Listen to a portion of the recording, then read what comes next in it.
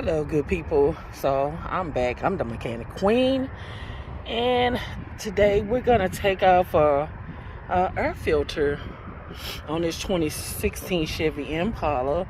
As you can see, I've already started removing screws, which is 1, 2, 3, 4, and 5. And this is the air filter that I have. This is from AutoZone. And then you're gonna use a flathead screwdriver as my tool. And I'll be right back.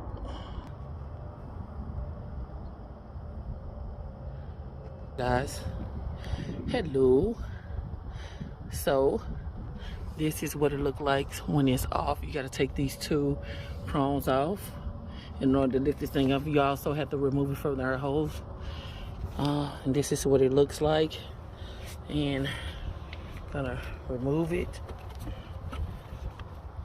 That's what it looked like. And here's my new one. Go ahead and put this thing on.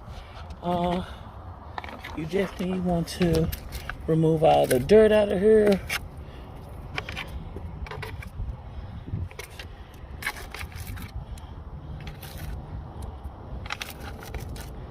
I wish I had a vacuum cleaner. I do, but I don't have it on me. So I'm gonna now put this in there. It fits perfectly, guys. And once again, I got the air filter SA 112551. I got it, as you can see. And I'm now gonna put it back.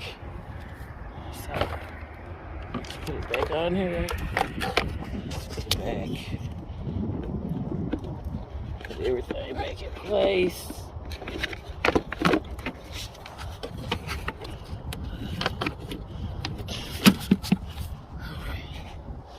That is all in place. All I got to do now is put those screws back, in which it was like 5, 2, 4, 5 screws. And I just pull this off with a screwdriver, and that's it, guys. Thank you for watching my channel. I'm the Mechanic Queen. Thank you.